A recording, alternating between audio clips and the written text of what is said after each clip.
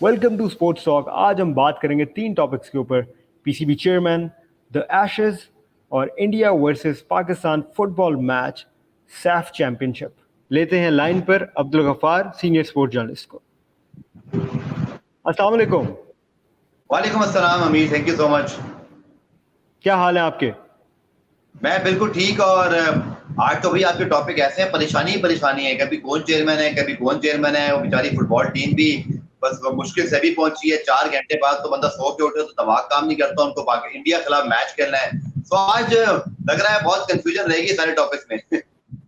नहीं तो मैच जो है ये रीस्केड्यूल नहीं हो सकता था इंडिया पाकिस्तान का? देखिए, सबसे पहले बता दें तो उसका बैकग्राउंड। सैफ फुटबॉल चैंपियनशिप है, पाकिस्तान इंडिया मैच है बेंगलोर के अंदर। पाकिस्तान की टीम पहले मॉरिशस गई, वहां 4 मुल्की टूर्नामेंट खेला हमने। वहां से हमें आना था इंडिया डायरेक्ट। और बताया जाता है कि भारत को वीजा जो जारी करना था उसमें 3 दिन की ताखीर कर दी उन्होंने। और कुछ हमारे यहाँ भी ताखीर की वजूहात थी, लेकिन इतनी ज्यादा नहीं थी क्योंकि हमारे इंटरनल मामला थे। भारत को तो खैर वीजा हमें 1 घंटे में या 1 दिन में दे देना चाहिए था, लेकिन आपको पता है पाकिस्तान इंडिया का मामला इस तरह का है। और उसमें फिर दोनों तरफ से एहतियात और सारी चीजें हो रही होती हैं। बट कट इट शॉर्ट, आप ये देखो कि 7 बजे आज मैच है अमीर, पाकिस्तानी वक्त के मुताबिक Pakistan India. Now imagine, Pakistan India national football team जिसको पूरी दुनिया देखेगी। पाकिस्तान की टीम बेचारी 12-1 बजे आज बेंगलोर में होटल में चेक इन हुई है। उनको 5 घंटे इमिग्रेशन में लगा दिए। शाह रात में आधी रात को पहुंचे थे भारत। एक एयरपोर्ट में 4-5 घंटे इमिग्रेशन पे लगे। वो बेचारे कोई एक फ्लाइट पकड़ के, कोई दूसरा फ्लाइट पकड़ के, अलग अलग वो बेंगलोर पहुंचे। और मुश्किल 2-3 घंटे वो सोएंगे नहीं। और उनको फिर भागना है स्टेडियम के लिए, क्योंकि मैच से पहले आपको पता है 2 घंटे पहले तो हर स्टेडियम में आपको पहुंचना पड़ता है। बिल्कुल। तो यार, मे भी कि यही चीज पाकिस्तान को मोटिवेट कर रही हो। और वो जेट लैग के अंदर जहाँ बहुत बुरी बुरी चीजें होती है, क्या पता हमको ये अच्छी चीज करके आ जाए। हालांकि इंडिया हमसे बहुत बेहतर टीम है। I am not expecting India to dominate us, but Pakistan India match है भाई, कुछ भी हो सकता है, जज्बात का खेल है। बट जैसे आप कोशिश करते हो, इंशाल्लाह इस ज़ल्मी टीवी हमारी कोशिश होगी कि हम तमाम खेलों को डिस्कस करें। और फुटबॉल बिल्कुल बिल्कुल। इंडिया है तो जरूर आज इसके ऊपर जो है वो बात होनी चाहिए थी। पाकिस्तान लॉर्ड, हालांकि हम तीनों मैच हार गए अमीर, मॉरिशस के अंदर। बट जो कीनिया के खिलाफ मैच था, कीनिया हमसे बहुत बेटर टीम है, हमने 1-0 से सिर्फ मैच हारा। इंडिया के फुटबॉल कोच ये कह रहे हैं कि भाई पाकिस्तान की टीम की रैंकिंग मत देखो, ये देखो कि उनके पास 7-8 ओवरसीज प्लेयर हैं। एक इंग्लैंड से, एक हमारे पास दूसरे मुल्क से, हमारे पास ये सारे वो प्लेयर हैं जो इंटरनेशनली कहीं ना कहीं क्लब्स और लीग्स में खेल रहे हैं। तो वो थोड़ा सा इम्प्रेस है कि नहीं भाई, ये एक पाकिस्तान से नहीं आ रहे, ये एक सिस्टम से आ रहे हैं। अगर ये जेल हो जाए तो ये एक they can become a threat for the Indian team as well. So it will be very exciting to see how the Pakistan India, because बड़ा अरसा हो गया यार अमीर, आपको पीछे याद नहीं होगा लास्ट टाइम हमने पाकिस्तान इंडिया मैच देखा कब है, वो भी सैफ फुटबॉल चैंपियनशिप के अंदर। So it is going to be very interesting, but very tough for the Pakistan team to play the Pakistan India match just after 4-5 hours of 18-19 hours journey. बिल्कुल बिल्कुल। चलें जी, आई थिंक बड़ा ही exciting होगा। फिर भी एक कॉर्नर टाइगर वाला हिसाब किताब बन जाएगा पाकिस्तान टीम का।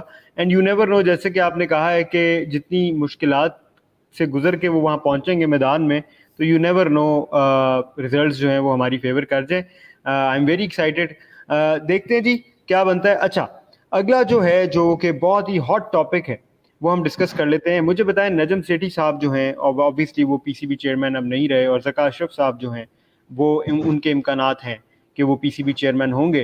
तो आप बताएं कि इतने क्रूशल टाइम पर एक बार फिर से हमारे जो चेयरमैन हैं वो बदलते देख रहे हैं, हम चेंज होते हुए हम देख रहे हैं। तो क्या लगता है आपको, क्या इम्पैक्ट आएगा इस चेंज का? आपने बिल्कुल ठीक कहा। आपने जो कहा ना क्रूशल टाइम, ये बहुत बुरे वक्त पर ये सब हुआ है। लिटरली ये बिल्कुल भी मुनासिब वक्त नहीं था इस इन हाउस चेंज के लिए। अब मैं इसके ऊपर पहले आपको थोड़ा बैकग्राउंड दे दूं कि नजम सेठी साहब हिमसेल्फ विड्रॉ कि भाई मैं चेयरमैनशिप की रेस में नहीं हूँ, वो तो आउट हो गए। ज़का अशरफ साहब now nominated by the prime minister office, जो एक तरीका कार है, जो 2 नॉमिनीज प्राइम मिनिस्टर हाउस से आती है। जो गवर्निंग बोर्ड आपका जो है ना वो तश्कील पहले बनता है, वो 8 रुपये तो बन गया 4 रीजन्स का, और 4 बन गया जी डिपार्टमेंट्स का, जो कि इस गवर्नमेंट की पॉलिसी है। खान साहब की पॉलिसी और थी, वो रीजन्स पे चल रहे थे। यहाँ गवर्नमेंट जाती डिपार्टमेंट वापस आए, तो मिक्स प्लेट है। 2 नॉमिनेशन तो अमीर आनी थी प्राइम मिनिस्टर हाउस से, वो भी आ गई हैं। एक ज़का अशरफ साहब है, एक रमज़े साहब है। अब प्रोसेस ये होता है कि क्योंकि 21 जून को वो मुद्दत खत्म होगी नोटिफिकेशन की, जो कि 2 महीने का एक्सटेंशन मिला था नजम सेठी साहब को। तो पीसीबी के चीफ इलेक्शन कमिश्नर, आप जिनका ट्वीट भी आया हुआ, पिक्चर भी आई है, वो इस वक्त पाकिस्तान क्रिकेट बोर्ड के कायम मकाम सरबराह भी बन गए। आप ये देखिए जरा, अब उनको कराने इलेक्शन। देखिए हैरानगी मुझे इस बात पर है कि जबकि नॉमिनेशन भी आ गई है, प्राइम नजम सेठी साहब विड्रॉ भी हो गए हैं, रास्ता खुला है, बिल्कुल बिला मुकाबला मुंतखब हो जाएंगे ढाका अशरफ साहब। लेकिन इंटरेस्टिंग बात यह है कि चूंकि नजम सेठी साहब ने जाते जाते गवर्निंग बोर्ड के अरकान का तकर्रुर किया है, या उनकी जो मैनेजमेंट कमेटी थी, मुझे ऐसे लगता है कि कहीं ना कहीं जो आने वाली मैनेजमेंट है उसको पे तहफ्फुज़ात हैं। तो अब सब कुछ होने के बाद भी एक लड़ाई कहीं ना कहीं टसल चल रही है। इवन हम मीडिया वाले कंफ्यूज हैं कि अभी हम एक जगह बात कर रहे थे व्हाट्सएप ग्रुप में भी, भाई की नोटिफिकेशन तो एक आया है, फिर दूसरा आया है, फिर तीसरा आया, इसका मतलब क्या है? अब इस पे कानूनी नुक्ता नजर, क्योंकि खुद इलेक्शन कमिश्नर ये कह रहे हैं पीसीबी के कि भाई मैं अपनी पीसीबी की कानूनी टीम से पहले राय लूंगा। अब वो कानूनदान की खिदमत हासिल है, हम मीडिया तो जो समझ सकते हैं वो समझ में ये आ रहा है कि यहाँ भी अभी कंट्रोवर्सी चल रही है। कट एंड शॉर्ट, अमीर नजम सेठी साहब chapter is close now, Prakash Ashraf is going to new chairman PCB, चाहे इसमें कोई डिले हो, लड़ाई हो, जो भी हो, बट द टाइमिंग, आप एशिया कप को फाइट कर रहे थे, आपने वर्ल्ड कप को भी फाइट किया, आप निगोसिएशन में, अब तक अभी तक देखो एशिया कप का शेड्यूल नहीं आया, वर्ल्ड कप का शेड्यूल नहीं आया। राय में भी इख्तिलाफ था, नजम सेठी साहब की राय डिफरेंट थी एशिया कप को लेके। हाइब्रिड मॉडल को इतना पसंद नहीं किया था ज़का अशरफ साहब ने, तो ये भी पास्ट में हमने देखी चीज़ें, तो ये भी एक देखें राय के इख्तिलाफात भी हैं चीज़ों को देखते हुए। बिल्कुल, अब चीजें कहाँ स्टैंड करती हैं? अगर आईसीसी को 27 जून को जो रिपोर्टेडली आ रहा है वो शेड्यूल जारी कर देंगे, अब चेयरमैन पीसीबी तो कोई है ही नहीं, क्योंकि ना ज़का अशरफ है ना नजम सेठी है। कायम मकायम चेयरमैन पीसीबी जो चीफ इलेक्शन कमिश्नर है, जिनका शायद काम भी नहीं है क्रिकेट को चलाना, लेकिन आइन के तहत उनको ये एक अमानत मिल गई है कि जी आपने इलेक्शन करा के वापस अपने काम पे चले जाना है। बहुत बुरी टाइमिंग है अमीर इस चीज की। नजम सेठी साहब, मैं उनके बारे में भी कहूंगा कि देखें 4 महीने उनको पहले मिले अमीर, 2 महीने का एक्सटेंशन मिला, इंतखाबात हो जाने चाहिए थे, ये उनके लिए भी अच्छा होता, पीसीबी के भी अच्छा होता, लेकिन इंतखाबात क्यों नहीं हुए आपके ज़हन में आ रहा होगा, मैं उसकी वजह बताता हूँ। आपके जो रीजन्स हैं वहां पे पैरेलल बॉडीज बनी हुई है, कोई कोर्ट चला गया, कहीं स्टे ऑर्डर आ गया, मामला इस वक्त जेर अल्तवा है। तो पाकिस्तान क्रिकेट का इस वक्त एक मजाक बन गया है सीरियसली यार, क्योंकि सारी सूरत हाल ना तो क्रिकेट बोर्ड के लिए अच्छी है, ना इसके इम्पैक्ट पाकिस्तान टीम पे पड़ेंगे। ना आप सोचो कि नया चेयरमैन जब आएगा, आप एशिया कप की बात कर रहे हो, वर्ल्ड कप की, टोटली जस्टिफाइड, बड़ा सोचो कि मिकी आर्थर, ग्रांट ब्रैडबर्न, ये सब क्या सोच रहे होंगे कि हमें नजम सेठी साहब तभी 2 महीने पहले लेकर आए हैं, अब वो खुद चले, हमारा क्या होगा? भाई ये सोचता है कि भाई जो मेरे बॉस लाया था वो तो खुद चला गया, उसका मुखालिफ आ रहा है, मैं तो कभी भी उसके फेवर में नहीं होऊंगा। सो जो गैर मुल्की है वो बेचारा परेशान है, वो सोच रहा होगा कि मेरा फ्यूचर क्या है, और अगर अभी वो चल भी गया थोड़े से, वो जॉब ढूंढेगा कि यार वो निकल जाएगा यहाँ से, वो बोलेगा भाई मैं इतनी अनसर्टिनिटी में काम नहीं कर सकता। आपके मुल्क में ये अनसर्टिनिटी चल सकती है कि आप मुल्क में रहते, एक बंदा अपना मुल्क छोड़ के आया हुआ यार, आपको करना चाह रहा है, आपको अपनी सर्विसेज दे रहा है, बट ये सूरत अमीर बड़ी परेशान कुन है। इवन तो आप देखें ना सिर्फ पीसीबी, क्रिकेट टीम, कोचेस, बल्कि इवन पीएसएल फ्रेंचाइजीज हो जाए, ये सब कुछ, क्योंकि वो एक कंटिन्यूटी चाहिए होती है अमीर किसी भी इदारे में, आपके इदारे में, मेरे इदारे में, हम सबके इदारों में जब चलती है तो रिजल्ट्स आते हैं, पॉलिसीज इंप्लीमेंट होती हैं, हर बंदे को एक वक्त चाहिए। पर अगर इस तरह तब्दीलियां होंगी, मैं आपको लिटरली बता रहा हूँ, मेरे बच्चे अब स्कूल जाते हैं तो मुझे 1-2 साल से स्कूलों का अंदाजा हो गया है यार, इतनी जल्दी तो स्कूलों के प्रिंसिपल भी चेंज नहीं होते कि 6 महीने में 3 वो तो बिल्कुल भी नहीं होते। सोचना पड़ेगा, हमें इन चीजों को अवॉइड करना पड़ेगा। नहीं, बिल्कुल ठीक कह रहे हैं। अच्छा, मुझे ये बताएं कि जो ये since everyone knows it's a political call, तो do you think it's good for Pakistan cricket? अभी ऑलरेडी हमने डिस्कस किया है इसको, लेकिन ये हम देखते आ रहे हैं ना, आप देखें कि कोई भी चेयरमैन जो हैं पिछले, आप सारे चेयरमैन उठा के देख लें, 3 साल की मुद्दत कोई भी नहीं पूरी कर पाता, तो उसकी वजह से ऑब्वियसली स्टेबिलिटी जो है वो, आप जैसे कि आपने मेंशन भी किया, नहीं आ रही। तो लॉन्ग टर्म आप किस तरह से देखते हैं इसको? बिकॉज हमारे पास सेट ऑफ क्रिकेटर्स बहुत अच्छे हैं इस वक्त, पीएसएल की रेटिंग्स बहुत ऊपर जा रही हैं, हमारी टीम बहुत ज़बरदस्त है, हमारे पास वर्ल्ड नंबर 1 बैट्समैन भी हैं इस वक्त मौजूद, लेकिन अगर इस तरह के मसाइल रहेंगे तो डू यू थिंक क्रिकेट को यहाँ से जो ऊपर जाना चाहिए वो शायद वहीं फ्लैट हो जाएगा और फिर नीचे भी जा सकता है?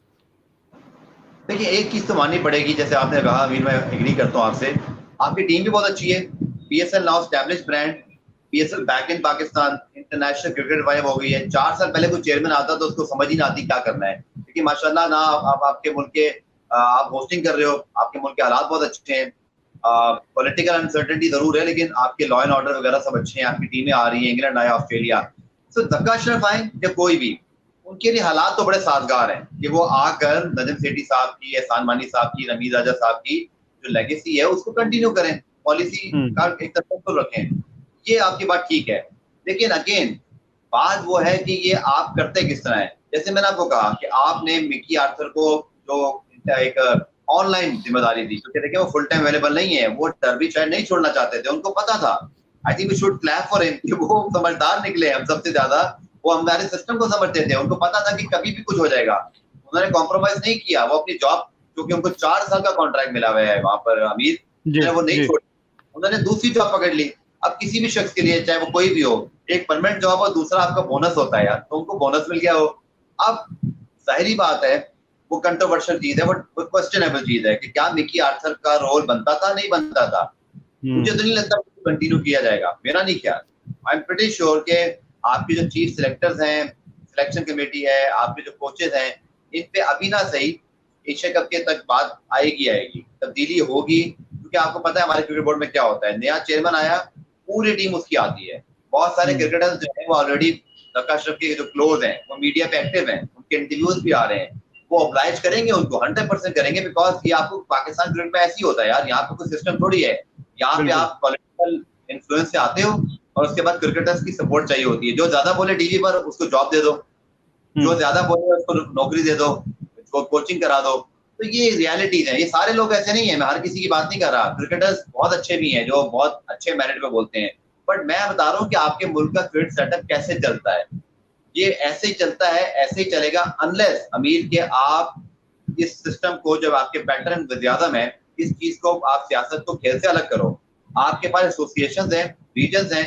भारत में क्या होता है, ऑस्ट्रेलिया में क्या होता है, वहां पर जो आपकी भारत में अगर 24-27 सूबे जितने भी हैं, ऑस्ट्रेलिया में 6 की टीमें, उनके एसोसिएशन के जो लोग हैं वो आपस में फैसला करते हैं कि हमारा लीडर कौन होगा।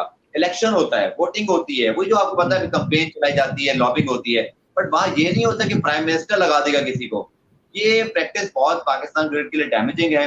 अब आप सोचे ना अभी कि मैं और आप पॉलिटिकल एनालिस्ट नहीं है, बट आप भी सुन ही रहे होंगे ना, सबको पता है कि इंतखाबात ज्यादा दूर नहीं है, 6 महीने 3 महीने साल में हो ही जाने हैं। तब क्या होगा, फिर क्या धक्का अशरफ को तब्दील किया जाएगा अगर कोई उनकी गवर्नमेंट ना जीती? एब्सोल्युटली बिल्कुल। जब ये तब्दीली देखने में आई तो मेरे ज़हन में यही आया कि जब इंतखाबात होंगे, इलेक्शंस होंगे, गवर्नमेंट ऑब्वियसली में तब्दीली आएगी, तो फिर इधर दोबारा से इस चेयर को हिलाया जाएगा, स्टेबिलिटी फिर से हिलेगी। तो ये एक मसला है जो मेरा ख्याल है सॉर्ट आउट होना चाहिए, और कम से कम 3 साल अनटच्ड रहनी चाहिए ये पोजीशन, ताकि जो किसी के लॉन्ग टर्म प्लान्स हों, किसी भी चेयरमैन, हर एक की अपनी आइडियोलॉजी और अपने प्लान्स होते हैं जो इम्प्लीमेंट होने होते हैं। जैसे कि हमने देखा कि हमारे सुनने में आता है कि PSL जो था वो ज़का अशरफ साहब जो थे उनका आइडिया था, या वो उसमें थे, शामिल थे, लेकिन एग्जीक्यूशन जो थी नजम सेठी साहब ने की। तो ये जो है ना, ये एक बहुत बड़ा प्रॉब्लम है जो हम देख रहे हैं एक अरसे से, तो इसको डेफिनेटली सॉर्ट आउट होना चाहिए। मुझे ये बताएं कि नजम सेठी साहब की प्रोफाइल भी हमने देखी, ज़का अशरफ साहब को कम टाइम मिला, लेकिन उनमें उन्होंने जो परफॉर्म कर सकते थे उन्होंने किया। इन दोनों की प्रोफाइल्स को अगर हम कंपेयर करें तो क्या आपको लगता है कि पाकिस्तान के लिए कैसा चेंज रहेगा, keeping in mind the crucial element के इस टाइम पे ये तब्दील हुआ? देखिए धक्का अशरफ साहब का जो लास्ट टेन्योर था, आपने ठीक निशानदेही की अमीर के, वो PSL का आइडिया लेकर आए थे, हारून नौगाड पाकिस्तान आए थे, बट यहाँ तक भी बातें हुई थी कि पाकिस्तान की कैपेसिटी ही नहीं है कि वो हम अपनी को लीग बना सकें, ऐसी बातें भी उस जमाने में हुई थी, और इवेंचुअली उस जमाने में लीग हुई भी नहीं, फिर धक्का अशरफ साहब का टेन्योर भी खत्म हो गया, उनको मौका भी नहीं मिला। नजम सेठी साहब ने डेफिनेटली इस लीग को लॉन्च किया, अलॉन्ग शहरियार साहब, वो जिम्बाब्वे की टीम को लेकर आए, वर्ल्ड 11 को लेकर आए, उन्होंने बड़ा एक इम्पैक्ट क्रिएट किया पाकिस्तान की क्रिकेट पर, while launching the PSL, then bringing international cricket to Pakistan, then bringing the PSL to Pakistan, और ये कहानी फिर जब शुरू हुई तो उसका तसल्सल इतना अच्छा बन गया। अमीर के नजम सेठी साहब के जाने के बाद एहसान मानी साहब और वसीम खान ने भी उस अच्छे काम को कंटिन्यू ही किया। आपकी टेस्ट टीम फिर पाकिस्तान आई, आपकी टेस्ट मैचेस हुए पाकिस्तान में, साउथ अफ्रीका, श्रीलंका, फिर आपने देखा कि नमीद राजा साहब के दौर में नमीद राजा साहब को भी क्रेडिट जाता है कि इंग्लैंड, न्यूजीलैंड, ऑस्ट्रेलिया को लेकर आए। बिल्कुल बात यह है कि ये इंपॉर्टेंट नहीं है अमीर के दोनों का कंपैरिजन करना अनफेयर रहेगा, क्योंकि दोनों को अपने अपने डायमेंशंस मिले होंगे, अलग अलग हालात होंगे, और असल बात है पॉलिटिकल तरीके से आते हैं ना। बात वो है नजम सेठी साहब भी पॉलिटिकल तरीके से आए थे, प्रकाश साहब भी प्योर पॉलिटिकल। अब आप देखें बेस क्या बनी है नजम सेठी साहब के घर जाने की। ये नहीं बनी कि पाकिस्तान टीम बुरा खेल रही है, ये भी नहीं बनी कि पाकिस्तान क्रिकेट में कोई करप्शन होगी खुदा ना खास्ता, ये भी नहीं बनी कि कोई नजम सेठी साहब का स्कैंडल आ गया, कुछ भी नहीं हुआ। वजह क्या बनी कि पीएस पार्टी को अचानक याद आ गया कि भाई हमारे पास आईपीसी की मिनिस्ट्री है, और ये तय हुआ था दोनों बड़ी पार्टियों के दरमियान, मतलब कि शहबाज शरीफ साहब की नून लीग और सरदारी साहब की पीएस पार्टी के दरमियान, जो कि पीडीएम की गवर्नमेंट है। अब हमें देखो सियासी बातें करना पड़ रही है, अजीब लग रहा है, हम सियासत का मतलब कनेक्टेड है। तो मामला जो है वो सियासत की वजह से हुआ। उन्होंने कहा जी हमारे मिनिस्टर हैं तो हमारी अपॉइंटमेंट होगी। अब उससे पहले नादरा के चेयरमैन का भी ये मामला हुआ। अब अगेन मुझे पॉलिटिकल बात करनी पड़ी, जो मेरा सब्जेक्ट भी नहीं है, but I have to mention here. वहां भी दोनों पार्टियों के खिलाफ हुआ, इवेंचुअली वहां पर पीएस पार्टी के बंदे को जाना पड़ा। तो अब पीएस पार्टी की वजह से लीग के बंदे को घर जाना पड़ा। That's how your cricket operate. बिल्कुल एब्सोल्युटली जी, ये एक बड़ा ही वी कैन ओनली होप कि it's such an important year for Pakistan कि आपकी टीम भी अच्छी है, दो बड़े कप्स भी आ रहे हैं, और ये तब्दीली जो है हमें देखने को मिली। लेकिन ये है कि ज़का अशरफ साहब जो है आई स्टिल फील के we are in safe hand, लेकिन ये है कि देखें आगे क्या बनता है, वी विल सी। एक चीज़ जो एक और देखने में आई वो ये थी कि इसकी अनाउंसमेंट जो है वो नजम सेठी साहब ने खुद भी कर दी। तो वो एक बड़ा क्लियरली उन्होंने बताया कि देखें मैं बोन ऑफ कंटेंशन नहीं बनना चाहता बिटवीन द पॉलिटिशियंस। तो ये तो मेरा ख्याल है पहली दफ़ा हम देख रहे हैं कि चेयरमैन साहब जो है उन्होंने अगर गए भी हैं कुर्सी छोड़ के तो वो बता के गए हैं कि मसाइल किस लेवल पे गए हुए हैं। अब आप इमेजिन करें कि अगर आप इंटरनेशनल क्रिकेट फैन हैं और आप पाकिस्तान क्रिकेट को ऑब्जर्व कर रहे हैं, वो बोले कि भाई सोशल मीडिया का असर इस्तेमाल तो हम लोग कर रहे हैं। जब नमीद राजा घर गए थे रात को 1 बजे, नजम सेठी साहब ने कहा जी मैं आ गया हूँ। ठीक है, हमारे बड़े अच्छे ताल्लुकात हैं उनके साथ और बड़ा अच्छा काम कर रही है, लेकिन मैं रियलिटी बयान कर रहा हूँ यार, हमारा काम है मीडिया का। फिर जब वो गए तो रात को 1 बजे, पौने 1 बजे उनका ट्वीट आया, रात को पौने 1 बजे, बिजनेस आवर्स खत्म हो चुके हैं, लोग सो गए हैं पूरी दुनिया में।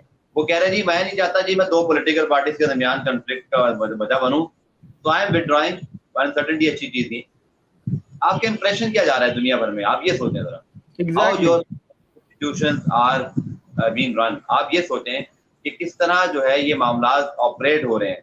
कल को आपको कोई सीरियस लेगा अमीर, अगर कोई इस तरह की कंट्रोवर्सी होती है, वो बोलेगा भाई एशिया कप के मामले पे हम नेगोशिएशन अमीर साहब करने आ गए हैं, आप चेयरमैन पीसीबी हैं, तो मुझे ये बताया ना कि 15 दिन बाद आप होंगे भी कि नहीं होंगे।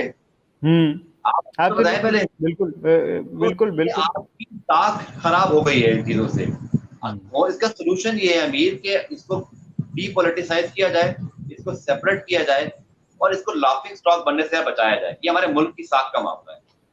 बिल्कुल ठीक कह रहे हैं आप। आपको लगता है कि एशिया कप की जो डिसीजन ली गई है और हाइब्रिड मॉडल जो तय पा लिया गया है उसमें कोई तब्दीली तो नहीं आ जाएगी ज़का अशरफ साहब, क्योंकि ऑब्वियसली एक डिफरेंट राय रखते थे। You just never know, because आप और मैं क्या जज करेंगे कि ज़का अशरफ जो इतने अर्से बाद वापस आ रहे हैं उनके जहन में क्या है, उनके एडवाइजर उनको क्या कहते हैं। यूजुअली पाकिस्तान क्रिकेट में ये होता है अमीर साहब के, नमीद राजा साहब ने जूनियर प्रीमियर लीग लॉन्च की, नजम सेठी साहब ने कहा बहुत पैसा जाया वो बंद, नमीद राजा साहब लाना चाह रहे थे। मैं बुराई नहीं कर रहा नजम सेठी साहब की, लेकिन मैं बता रहा हूँ कि यहाँ होता है, बहुत सारे नमीद से जब चीजें अपने लिहाज से करना चाहिए होंगी, नजम अपने लिहाज से करना चाह रहे थे, ज़का साहब भी अपने लिहाज से करना चाह सकते हैं, but I think sense should prevail कि जो आपकी इंटरनेशनल कमिटमेंट है अमीर, दैट शुड रिमेन इंटैक्ट। यानी कि जो एशिया कप का मामला है, अगेन मैंने कहा ना ये मुल्क का मामला है, इट्स नॉट अबाउट ज़का और Najam, it's about the Pakistan cricket and Pakistan cricket के साथ साथ पाकिस्तान एज अ कंट्री। हमें इंटरनेशनल कमिटमेंट को ऑनर करना चाहिए। वर्ल्ड कप के अंदर वैसे भी आपकी गवर्नमेंट ने डिसाइड करना है, गवर्नमेंट तो आपकी वही है, तो मैं ये नहीं कह सकता कि वो करेंगे, but it can not be ruled out. क्या पता वो सोच रहे हो जी हमें तो पूरा एशिया कप पाकिस्तान में तय बना बाइकआउट कर देंगे, फिर आप क्या करेंगे। यही वो वजह है जिसकी वजह से कंटिन्यूटी होना बहुत जरूरी है। ज़का साहब को जब मौका, मैं तो ये भी कह रहा हूँ कि तका साहब अगर अब आए हैं तो उनको भी पूरा मौका दें, लेकिन आप देखिएगा ये डिपेंड करेगा, अगर आपकी गवर्नमेंट इनकी दोबारा सिलेक्ट होगी इलेक्शन में तो ये कंटिन्यू करेंगे, वरना नहीं कर सकेंगे। तो बिल्कुल एशिया कप के ऊपर अनसर्टेनिटी बरकरार है, बट आई शुड से कि आई होप के sense should prevail, international commitment honour करनी चाहिए जो नजम सेठी साहब ने की हुई। बिल्कुल। इसी के साथ हम चलते हैं एशेस के ऊपर। इतना ही ज़बरदस्त एशेस का मैच रहा, पहला मैच, और मैं कहता हूँ कि बहुत अरसे बाद एक टेस्ट मैच देखने का ना बहुत मज़ा आया। और इस पे हम बात कर लेते हैं। आप हमेशा क्रिटिसाइज़ करते थे बेन स्टोक्स की उस डिसीजन को जिसमें उन्होंने डिक्लेयर कर दिया पहले मैच पे, लेकिन उन्होंने रीज़न भी दिया। उन्होंने एक तो ही हैज़ नो रिग्रेट्स, सेकेंडली उन्होंने रीज़न ये दिया, उन्होंने कहा कि मैं देखना चाहता था कि ऑस्ट्रेलिया को अगर हम डे एंड पे उनके ओपनर्स आते हैं तो let's see, you never know कि वो जो है वो उस तरह से परफॉर्म ना कर पाए या हम अर्ली विकेट ले लें। तो उनका एक कह लें एक आइडिया था जो ही थॉट के वी शुड प्ले, क्योंकि बेसबॉल का फ़ायदा तभी है जब लॉन्ग टर्म में कोई इम्पैक्ट आए। तो ये हमने देखा, ये उनका रीज़न था। आप इस पे क्या कहेंगे? अभी भी आप कहेंगे कि वो डिसीजन गलत था और उसकी वजह से ये हार देखने को मिली इंग्लैंड को? देखिए उस दिन के लिहाज से it was questionable, I am not saying कि वो गलत डिसीजन था, इट वाज क्वेश्चनेबल। आपके पास अभी 8 विकेटें और पहली इनिंग में आप जितना स्कोर मीर बनाते हो, जूती आपने देखा होगा क्रिकेट में बात मशहूर है कि आप इतने रन बना लो पहली इनिंग में कि आपकी बैटिंग ही ना आए, आप इनिंग डिफीट के बारे में सोचते हो, कहते हैं go for kill, just you know kill the game. मुझे ऐसे लगता था कि 2 विकेटें बाकी थी और शायद 50 रन और ऐड होते, बट इवेंचुअली उस दिन वो क्वेश्चनेबल था। But after the conclusion of the test match I think we should fairly say कि जो रेन फैक्टर था, जो आपका वक्त ज़ाया हुआ बारिश की वजह से, उस लिहाज से स्टोक्स का फैसला सही था। हालांकि शायद स्टोक्स ने खुद मेरे अपनी अवेयरनेस के मुताबिक उन्होंने बहुत ज्यादा बारिश की बात नहीं की, वो अपने टैक्टिक्स पे पहले दिन गेम प्लान पे गए थे, बट इवेंचुअली उनकी टैक्टिक की वजह से मैच में रिजल्ट आने के इम्कान बुलंद हुए और फिर ऑस्ट्रेलिया को फायदा हो गया। इवेंचुअली ऑस्ट्रेलिया ने इसका फायदा उठाया, but baseball is very attractive, that should how game operate. उन्होंने कहा कि भाई उन्होंने एक ऐसी क्रिकेट मतलब प्रोड्यूस कर दी है जिसको आप और मैं देखना चाहते हैं। कल पूरा पाकिस्तान, पूरा इंडिया, जहाँ जहाँ क्रिकेट फैन है वो सब आखिरी 1 घंटे की खेल को देख रहे थे, बिकॉज इंग्लैंड और ऑस्ट्रेलिया की वो ब्रांड ऑफ क्रिकेट इतनी अट्रैक्टिव है। अब इंग्लैंड तो खैर बेसबॉल, लेकिन आपको याद होगा अमीर जब ऑस्ट्रेलिया विकी पॉन्टिंग के अंडर खेल रहा था, इवन स्टीव या फिर बाद में जब बाकी, वो तो पहले से बेसबॉल ऑटोमेटिक पर है, वो तो हमें 4-4 रन तब से मार रहे होते थे, हमें पूरी तरह उन्होंने हराया हुआ है ऑस्ट्रेलिया में। अभी हम वायदा इस साल ऑस्ट्रेलिया भी जा रहे हैं, तो अल्लाह खैर करे हमारा उन्होंने क्या हल करना है, लेकिन बाद हमारी टीम बहुत बेहतर है, मुझे बड़ी होप है कि हम इस बार कंपेटिटिव जरूर होंगे। बट जैसे आपने कहा what a test match, I think Ashes ने लिटरली अमीर इस दौर में जब T20 लीग हो रही है, IPL 3 महीने की हो रही है, कोई फड्डा चल रहा है जी लीग इंटरनेशनल क्रिकेट का, एशेस ने टेस्ट क्रिकेट को जिंदा रखा हुआ है। अगर ये एशेस ना होती तो शायद आज से 5 साल पहले ये टेस्ट क्रिकेट फेड आउट होना शुरू हो जाती, बट चूंकि एशेस एक क्वालिटी क्रिकेट है, जो हमारे आप जैसे जेन्युइन क्रिकेट फैन है पूरी दुनिया में, वो टेस्ट क्रिकेट को जरूर देखते हैं, उसको एंजॉय करते हैं। ये एशेस ना होती ना, आई एम टेलिंग यू अभी इस टेस्ट क्रिकेट का फ्यूचर बड़ा बड़ा जो है ना वो एक डार्क हो जाना था। बट बिल्कुल जैसे कि भारत के पास 1.5 अरब की ऑडियंस है, वो जहाँ खेलते हैं टेस्ट क्रिकेट को देखा जाता है, तो विराट कोहली, रोहित शर्मा जैसे उनके पास स्टार प्लेयर्स हैं जो टेस्ट क्रिकेट के बड़े अच्छे एम्बेसडर्स हैं, गेम को बड़े रिस्पेक्ट से खेलते हैं। तो बड़ा टेस्ट मैच और ऐसे टेस्ट मैचेस की जरूरत है क्रिकेट को, हर साल 2-4 ऐसे टेस्ट हो जाएं जिससे ये क्रिकेट जो है ना टेस्ट क्रिकेट जिंदा रहे। बिल्कुल बिल्कुल बिल्कुल ठीक कह रहे हैं। अच्छा, एक और चीज़ जो है वो हम डिस्कस करेंगे मैच के एतबार से। डे 5 में हमने देखा कि आखिरी 15 या 14 ओवर रह गए थे और न्यू बॉल का बहुत जिक्र हो रहा था कि न्यू बॉल जो है वो इनको यूटिलाइज कर लेनी चाहिए इंग्लैंड को, और बेन स्टोक्स की कैप्टनसी जो क्वेश्चन में आ रही थी।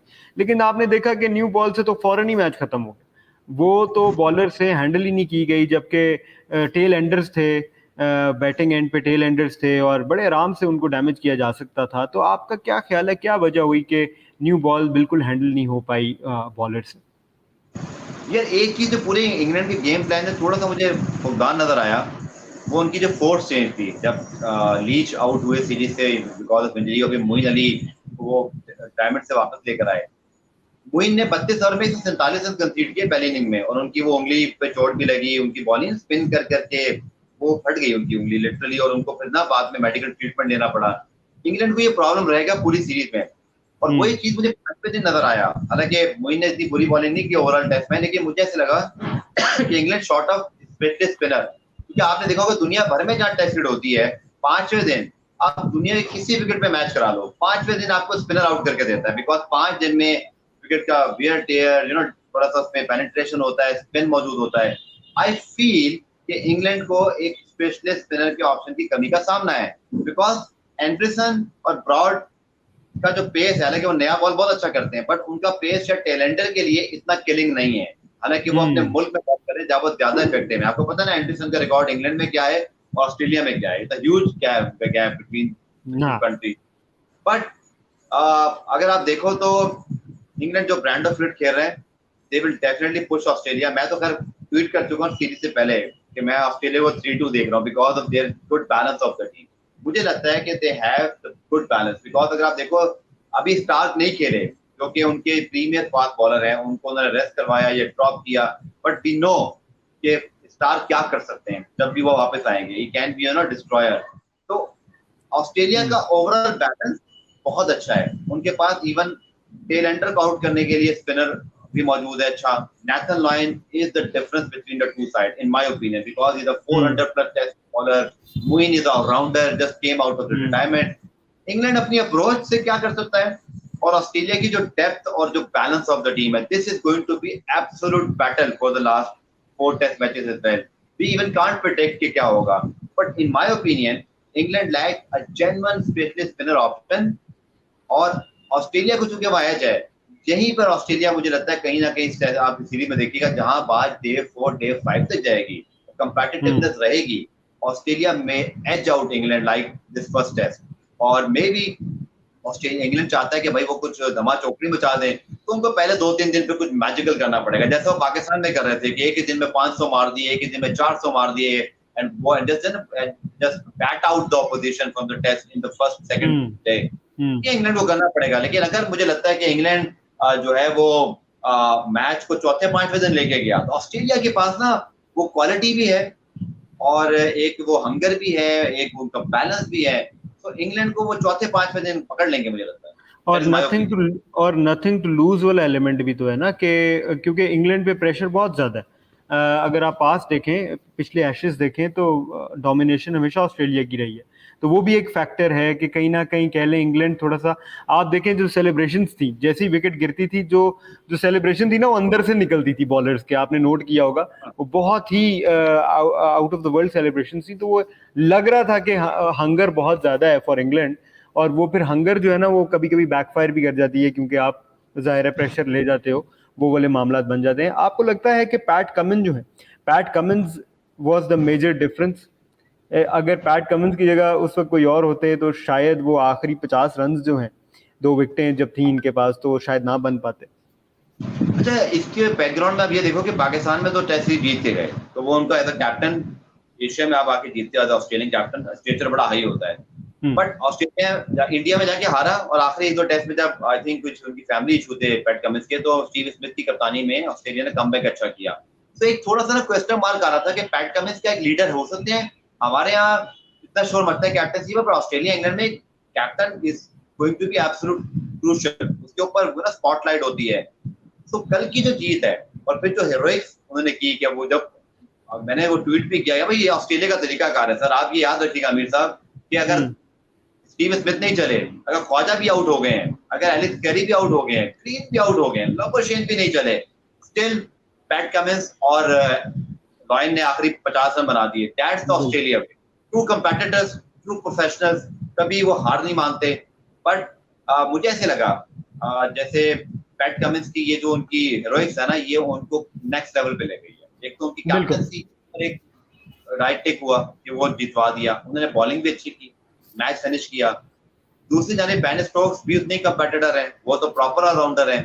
सो अब प्रेशर बेन स्टोक्स पर आएगा कि अब आपने भी वही हेरोइक्स प्रोड्यूस करनी है। और वो बेन स्टोक्स ने, सॉरी मैं आपको कट कर रहा हूँ, लेकिन बेन स्टोक्स ने अपनी हीरोइक्स शो कर दिए थे जब उस्मान ख्वाजा को, जब उन्होंने वो आउट किया उनका। तो एक तो डिलीवरी पे हम बात करेंगे, वो क्या डिलीवरी थी यार। देखिए मैं बताऊं, सीधी बात बताऊं, बेन स्टोक्स मतलब एक गोल्डन आर्म बने हुए इंग्लैंड के लिए, खुद ही आते हैं और विकेट लेते हैं। लेकिन अगर गौर से देखो तो यार वो बॉल तो नहीं था आउट में, पला वो आउटसाइड एज हो के अंदर आ गया। लेकिन बात वही है कि लेकिन भारत ये बॉलर का क्रेडिट होता है जी, उसने बॉल कराई और इनसाइड एज हो गया, ये तो होता ही है। नहीं, पर क्योंकि जिस तरह उन्होंने बॉल पकड़ी थी और जो डिलीवरी थी, अगर आप उस पर गौर फरमाएं तो वो अनऑर्थोडॉक्स था। एग्जैक्टली वो उनका एक जो कि अगर आप देखो तो बेन स्टोक्स की जर्सी से अगर आप फॉलो करो तो एज ऑलराउंडर वो बैटिंग ओरिएंटेड ज्यादा बन गए, बॉलिंग इतनी नहीं करते, उनका जो वर्कलोड बिल्कुल। मैनेजमेंट है और सब कुछ है, तो मैं नहीं हम्म, देख रहा कि वो लंबे लंबे स्पेल करेंगे, और यही बिल्कुल। इंग्लैंड का प्रॉब्लम है। इंग्लैंड का यही प्रॉब्लम है अमीर, जो मैं बार बार कह रहा हूँ कि Broad Anderson with new ball is excellent, they are world beaters, उनका तो मुकाबला ही नहीं दूर दूर तक, 600 700 800 विकेट भाई, वो तो ये दुनिया की आखिरी जोड़ अलग लोग है। हैं, वो अलग लोग हैं, बिल्कुल। इसके बाद हमें ब्रॉड एंडरसन जैसे बॉलर दिखाई नहीं देंगे, ना ऐसा प्लेयर जो इतना लंबा खेले, क्योंकि अब तो T20 लीग खेलते हैं, ये दोनों तो खेलते भी नहीं है वो लीग। हम्म, सो मुझे कहीं ऐसा लगता है कि इंग्लैंड को कुछ सोचना पड़ेगा कि या तो स्पिनर या कोई express fast bowler, may be कि ऑली रॉबिन्सन जो है वो इस रोल को प्ले करें, कि वो टेल एंडर्स के लिए पेस भी उनके पास, बाउंस है, very not all fast bowler, यहाँ पे ऑस्ट्रेलिया को बढ़ाया जाए। हालांकि अभी स्टार्ट नहीं खेले, बट ग्रीन, नेथन लॉयन जो इतना लंबा गेंद को स्पिन करते हैं, फिर पैट कमिंस क्या कर सकते हैं, उन्होंने यॉर्कर मार के बता दिया कि वो किस तरह के किलर बॉलर है जब वेट टू चाहिए हो। सो मुझे ऐसे लगता है कि Pat Cummins and Australia now gain moral victory as well, उनका मोरल बहुत हाई होगा, कॉन्फिडेंस बहुत हाई होगा। England definitely will go to again, वो जाएंगे बोर्ड रूम पर, उनको थोड़ा प्लान करना पड़ेगा डे 4 डे 5, उनके बॉलिंग हम्म, ऑप्शन पे मुझे थोड़ा सा एक क्वेश्चन मार्क नजर आ रहा है। They need a specialist spinner और maybe a genuine fast bowler, जो कि ना थोड़ा सा एक्सप्रेस फास्ट बॉलर हो, मे बी क्या ये फिर मोइन अली की जगह किसी ऑलराउंडर को लेकर आए या कुछ ऐसा रोल प्ले करें, पर कुछ ना कुछ ऐसा इनको करना पड़ेगा। आई एम प्रेडिक्टिंग कि अगर हर टेस्ट चौथे पांचवें दिन तक गया, ऑस्ट्रेलिया विल हैंडल देम। और आपको लग रहा है कि 3-2, आपकी प्रिडिक्शन है 3-2? हाँ, अब पहली बात है, पहला टेस्ट वो जीत गया तो माई 3-2 स्टिल ऑन। और उस्मान ख्वाजा को आप किस तरह से रेट करेंगे? उनकी पहली सेंचुरी और दूसरी इनिंग्स में भी बहुत इंपॉर्टेंट रोल रहा उनका, मैन ऑफ द मैच भी रहे, तो क्या कहेंगे आप उनके बारे में? यार सबसे पहले तो मैं खुशी हो रहा था कि I manage to interview Khawaja twice during the PSL। ये PSL की गेंद यार, कितना बड़ा जो वर्ल्ड क्लास परफॉर्मर है वो PSL भी खेलता है। आपको याद है पेशावर ज़ल्मी के खिलाफ भी उन्होंने सेंचुरी बनाई थी और फ्रॉम इस्लामाबाद यूनाइटेड, और बड़ा जबरदस्त मैच हुआ था। पेशावर बिल्कुल। Zalmi very close to that 4-240 और total one of the best PSL games of the UAE league जो हुए हैं। So what a performance by Khawaja, because आज से 3-4 साल पहले ये बातें हो रही थी जैसे ख्वाजा इंटरनेशनल क्रिकेट के मटेरियल है नहीं है, उनको चांस मिल रहा था नहीं मिल रहा था, बट इवेंचुअली उन्हें 14-15-100 बना दिए यार टेस्ट क्रिकेट के अंदर, जो कि एक बड़ी शानदार परफॉर्मेंस है। बट ये जो परफॉर्मेंस है in England against Broad Anderson, अब आपको पता है बनी बने हुए हैं वार्नर तो ब्रॉड के 15 दफा आउट हो गए हुए हैं। और ये एक ऑस्ट्रेलिया का थोड़ा सा एक ना एरिया ऑफ कंसर्न है कि डेविड वार्नर जो दुनिया की हर टीम के खिलाफ रन बनाता है, वो इंग्लैंड के खिलाफ स्ट्रगल करते हैं। बट हम्म, ख्वाजा तो इस तरह की फॉर्म में रहते हैं, और नीचे सोचे ना, अभी आपके पास तो स्मिथ भी आने हैं, आपके पास फिर वो लबोशेन भी हैं, हम्म, टेडी और फिर ग्रीन भी हैं और फिर सारा कुछ। तो मुझे लगता है ख्वाजा ने एक्सेप्शनल खेला है, ये उनका one of the best test display था, उनके कैरियर की सबसे शानदार परफॉर्मेंस थी। ना सिर्फ बेशक पहली इनिंग बेशक। का 30 बल्कि दूसरी इनिंग में भी उन्होंने इनिंग को इंटैक्ट रखा, उन्होंने रन चेस में इंग्लैंड को ऑस्ट्रेलिया को रखा, क्योंकि अगर वो जल्दी आउट होते तो शायद फिर डेसरे होता। तो in my opinion Khawaja played a special hand, और ऑस्ट्रेलिया तो एक्सपेक्ट कर रहा होगा कि उनको अब यही करना चाहिए। और एक और चीज जो उनकी गेम प्लान मुझे बहुत अच्छी लगी अमीर, कि वो ब्रॉड एंडरसन हो या ऑली रॉबिन्सन, एक तो लेफ्ट हैंडर है, और दूसरा आपने देखा कि वो बैकफुट पे बहुत अच्छे हैं, वो गेंद को बहुत अच्छा पुल कर देते हैं। बहुत मार्जिन और एरर बहुत शॉर्ट है इंग्लैंड के बॉलर्स के पास, जब वो ख्वाजा को गेंद करते हैं और जरा सा बॉल शॉर्ट हो, वो उसको बड़ा प्यारा जो है ना वो होकर पुल करते हैं। तो उन्होंने लाइन बड़ा लेंथ खराब, कॉन्फिडेंटली, बिल्कुल, बड़ा बहुत कॉन्फिडेंटली। बहुत एक लेजी एलिगेंस वैसे सही नंबर की होती थी ना, वो लेजी एलिगेंस दिखाई देती है कि वो बहुत फ्लुएंट खेलते हैं अपने एक अनऑर्थोडॉक्स स्टाइल से। उनका जो खेलने का स्टाइल है, जो लुक के शायद इनकी टेक्निक में कोई फॉल्ट है, बट वो बहुत इफेक्टिव है। और जिस तरह की बिल्कुल उन्होंने लेग साइड पे जो खासतौर पे जो उन्होंने पुल्स खेले हैं और जो उन्होंने हुक खेले हैं, आई थिंक उन्होंने इंग्लैंड के गेम प्लान को काफी खराब किया। बिल्कुल। चलें Abdul Gaffar, thank you so much for your time, इंशाल्लाह बहुत जल्द मुलाकात होगी। This is Amir Hamza signing out from Sports Talk. For more sports updates tune in to Zalmi TV। खुदा हाफिज़।